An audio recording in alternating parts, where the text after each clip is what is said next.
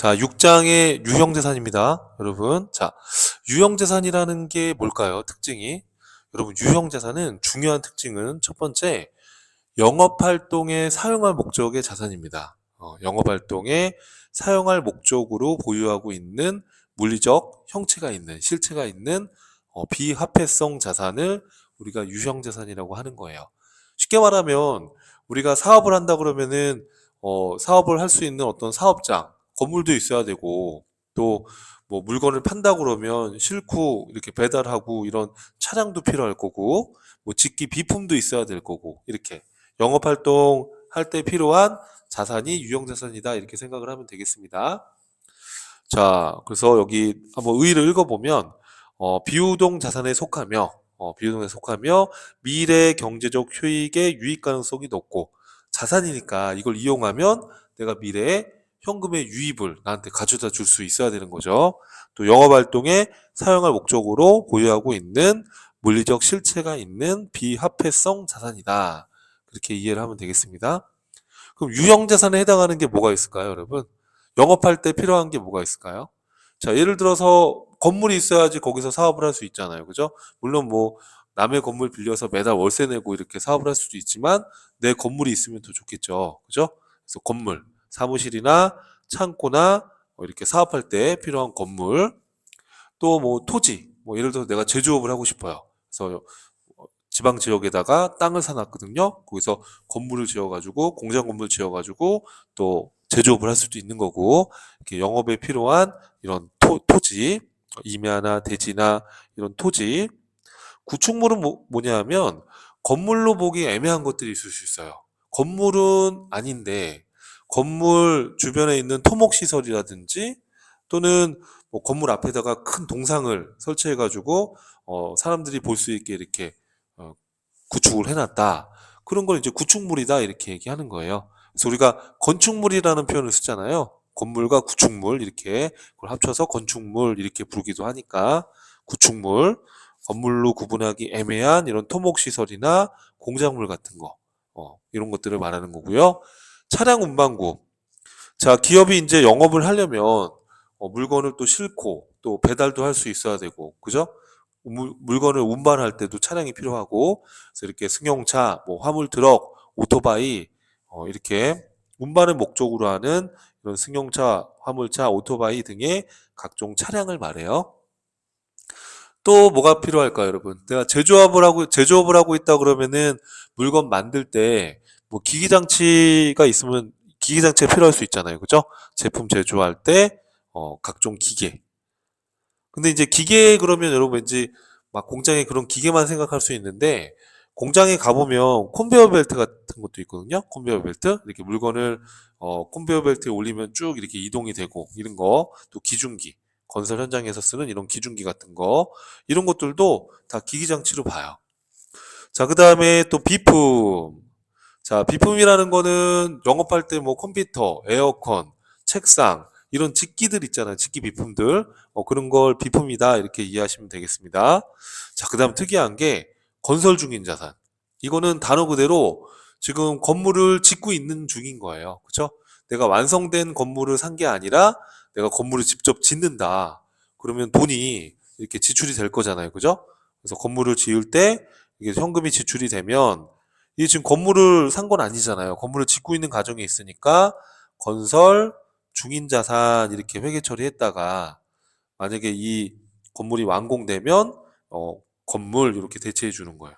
요럴 때 쓰는 게 이제 건설 중인 자산이다 이렇게 이해하면 돼요. 이해하시겠죠, 여러분? 근데 이제 오해할 수 있는 게 건설 중이다라고 하면은 왠지 건물을 짓고 있는 중일 때만 쓰는 것 같은데 그렇진 않고요. 취득 중에 있는 유형자산이다 그렇게 이해하면 돼요. 그러니까 건물도 내가 직접 지을 수 있지만 뭐 기기장치를 내가 직접 제작할 수도 있잖아요. 그죠? 그래서 건설 중인 자산이라는 건 꼭 건물에만 국한해서 쓰는 건 아닙니다. 음.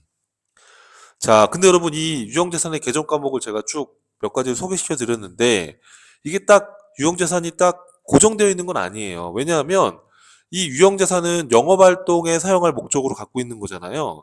그러면 기업의 영업활동은 다양하잖아요. 그죠?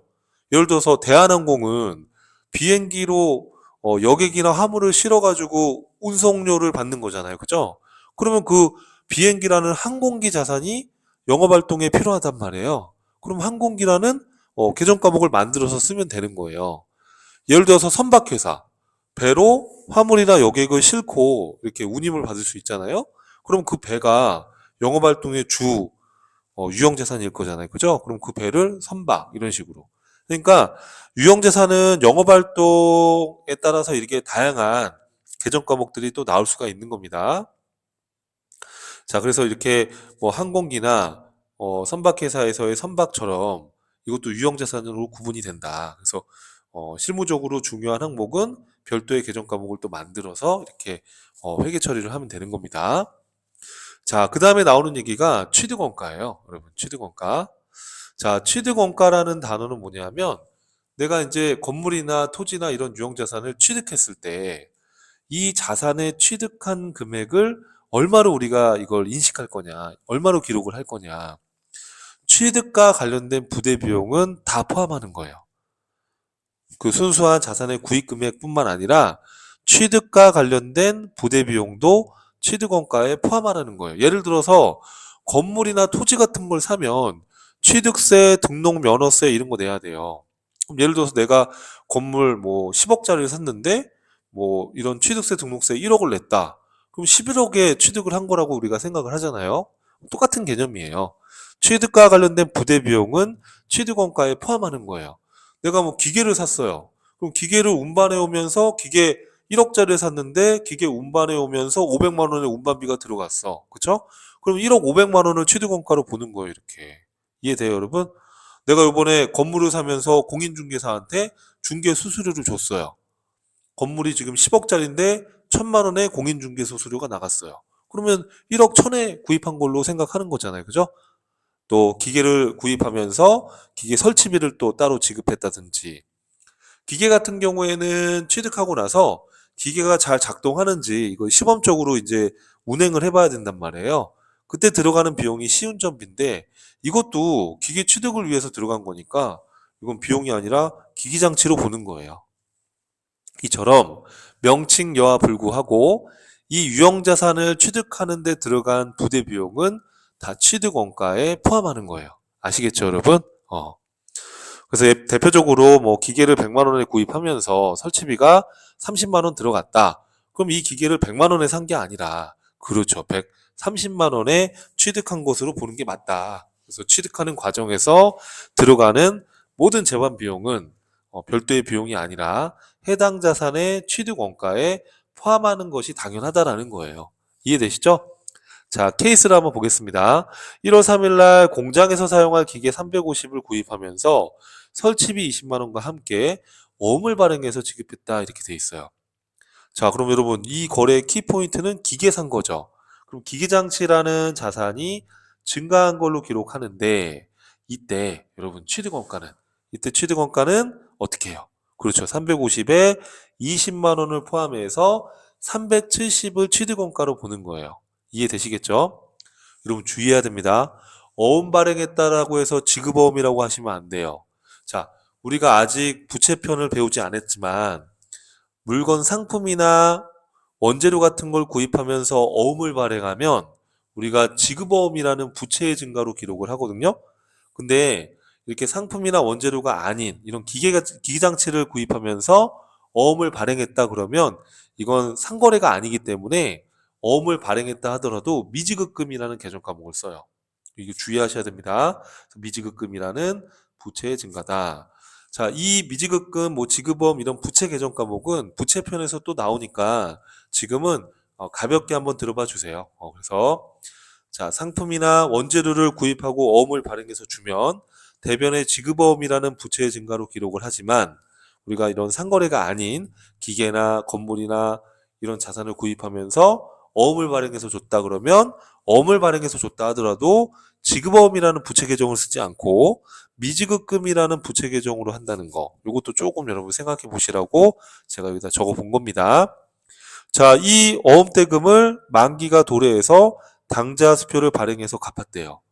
자, 그럼 내가 이 미지급금 대금을 갚았잖아요. 그럼 어떻게 되겠어요? 미지급금이라는 부채가 감소하게 되는 거예요. 자, 그리고 당좌 수표를 발행해서 주면은 우리 무슨 예금이 나가요? 그렇죠. 당좌 예금이라는 자산이 감소하게 되는 거예요. 자, 여기서 핵심 포인트는 이런 기기장치와 같은 유형자산을 취득할 때 이런 취득과 관련된 부대 비용도 취득원가에 포함한다라는 게 지금 하고자 하는 얘기입니다. 이해되시죠? 그래서 기기장치 취득원가는 350이 아니라 그렇죠. 370이다라는 거예요. 이렇게 해서 그럼 정리를 하시면 되겠어요. 이렇게 취득원가를 얼마로 해야 될 거냐 이 얘기입니다. 자, 그 다음에 여러분 이런 경우도 있을 수 있죠. 자, 유형자산을 내가 뭐 완성되어 있는 유형자산을 취득할 수도 있지만 경우에 따라서는 직접 이렇게 자가 제작을 하거나 또는 건물이다 그러면 자가 건설을 하는 경우도 있을 수 있어요. 그때는 우선 돈이 지출되면 이 지금 만들고 있는 과정에 있는 거니까 건설 중인 자산으로 이렇게 했다가 나중에 이제 완성이 되면 그때는 해당 유형자산으로 대체해 주시면 되는 거예요. 주의사항은 건설 중인 자산 개정 과목은 꼭 건물에만 국한해서 쓰는 게 아니라는 거. 취득 과정에 있는 모든 유형 자산은 대상이 될 수 있습니다. 케이스를 한번 보시죠. 공장을 직접 건설하기 위해서 건설회사의 공사대금으로 7천만 원을 당좌수표를 발행해서 지급했대요. 그럼 여러분 지금 건물을 짓고 있는 과정이니까 건물 그러면 안 되고 그렇죠. 건설 중인 자산 이렇게 기록을 해놨다가 6월 5일 날 보니까 건물이 완성돼서 공사대금 3천만 원과 또 건물 취득세 500만 원을 추가로 당좌수표를 발행해서 지급했다. 그럼 이때는 어떻게 하면 돼요? 건물의 취득원가는 이 건물 짓고 취득하는데 총 얼마가 들어간 겁니까? 그렇죠. 7천만 원, 3천만 원, 취득세 500만 원까지 하면 그렇죠. 1억 500만 원이 이 건물의 취득원가가 되는 거예요. 자, 그런데 요 건설 중인 자산 7천만 원 있는 거는 이제 완성됐으니까 건물로 대체하고 3천만 원과 500만 원 추가로 지급한 거. 이거는 당좌 수표를 발행해서 지급했으니까 그렇죠. 당좌 예금으로 처리해 주는 거예요. 이해하시겠죠, 여러분? 자, 그래서 이번 시간에서는 우리가 유형자산의 의의, 그리고 종류가 뭐가 있고, 그리고 취득원가를 우리가 어떻게 인식할 건지에 대해서 학습했습니다. 자, 다음 시간에서 또 이어서 보도록 할게요. 수고하셨습니다.